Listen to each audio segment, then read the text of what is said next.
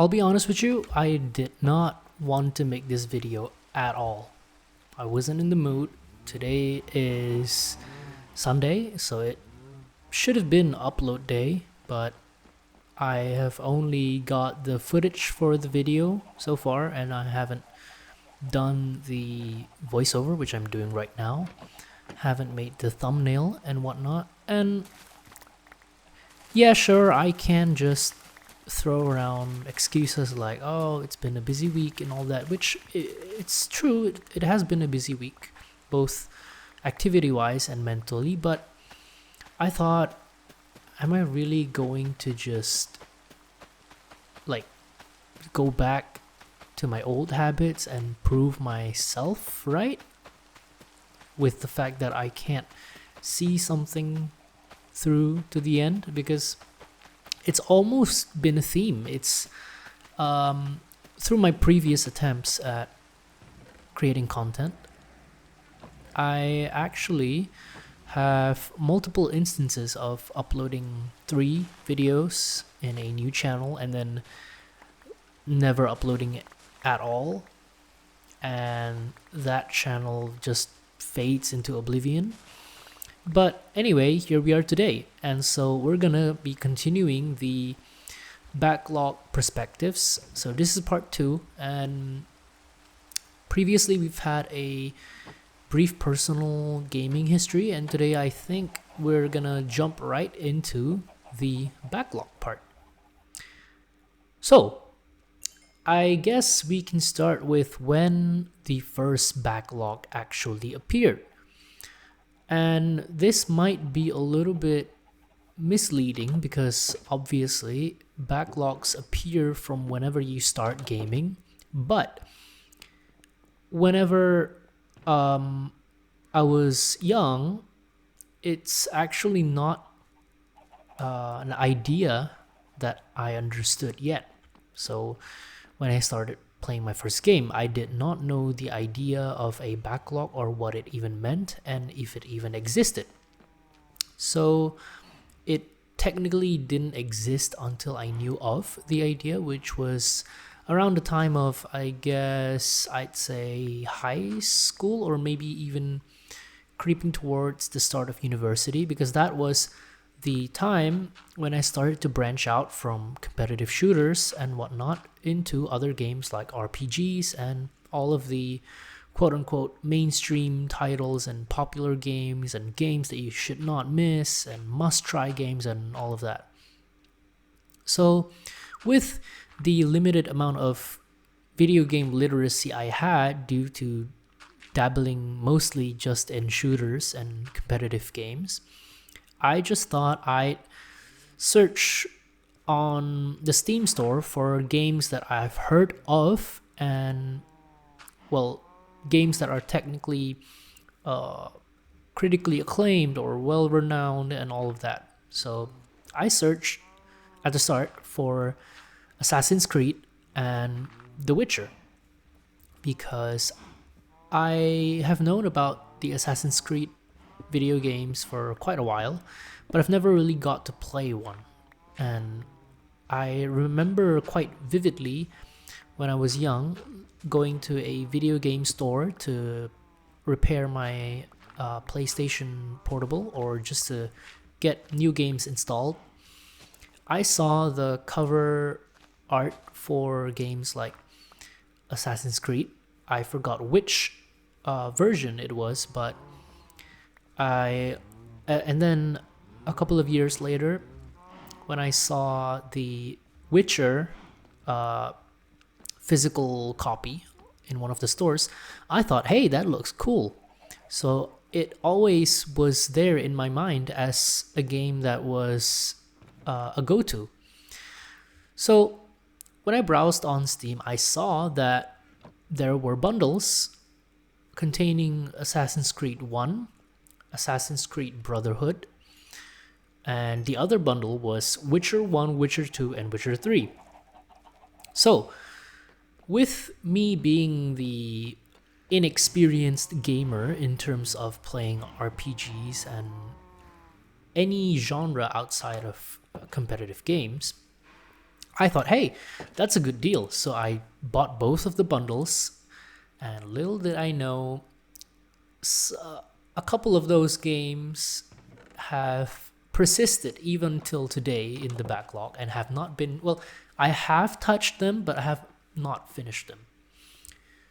But to continue, I eventually tried those games and did understand the appeal, but I was still too, well, I'd say confused or lost in how to navigate these types of games, because it was truly my first time dipping my foot into other games.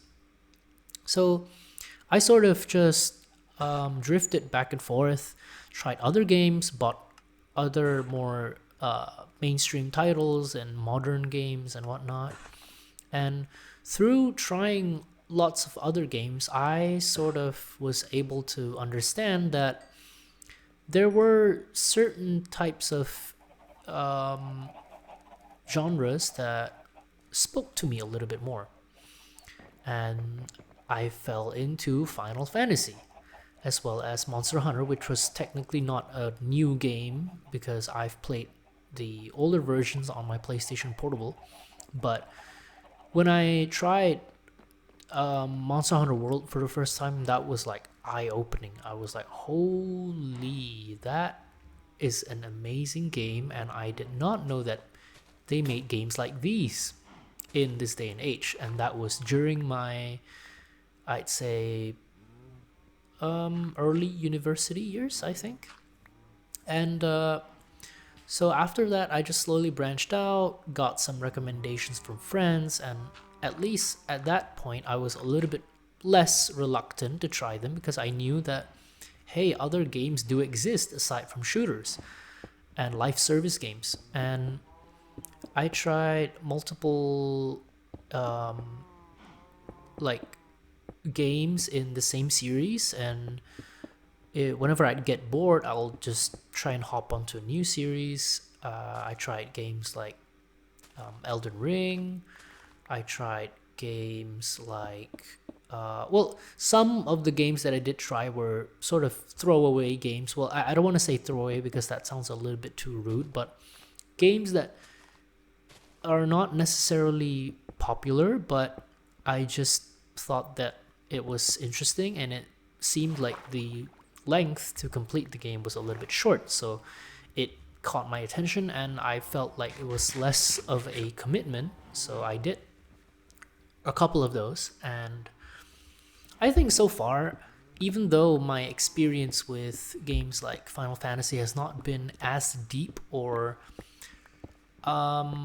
as well complete as others, I'd say that I do like the franchise. And well, long-time Final Fantasy fans might just scoff at me, but the only games I've played were I started with Final Fantasy 14, the MMO, and that I think was my first MMO actually, along with other titles, but that was my first true MMO experience. And then I branched out from that, tried Final Fantasy 16 when it launched, and I was kind of curious as to how Final Fantasy was back then, but I felt like the decision was a bit too extreme because I went all the way back to Final Fantasy 1. But nevertheless, I got to experience and taste different flavors of the franchise, which was nice. And I will confess that Final Fantasy 1 was a little bit too difficult to understand for someone who did not have lots of experience in turn-based RPGs and just RPGs in general.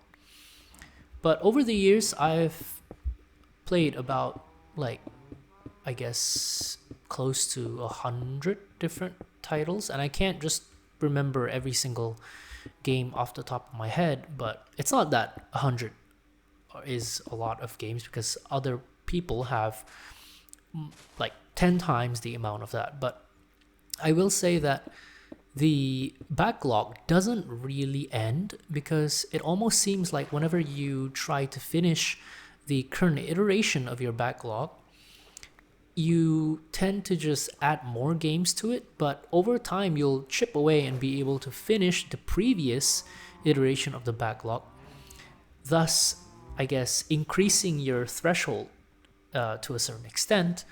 And even though you'll eventually finish the ones that you had back then that you thought was the unfinishable backlog, at the time you're done with the previous iteration, you'll already have a new list of, or a new set of games that you've added to the backlog, and now that extends the amount of games that you have to finish, which then makes you feel like the backlog is never ending. But I'd like to actually frame it as the backlog never really ends, but at the very least it helps you get through games that otherwise you thought were never gonna be finished.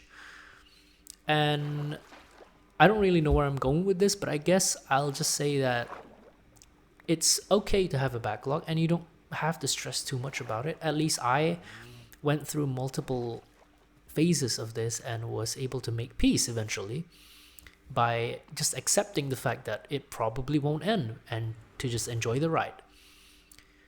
So I guess this part of the multi-part video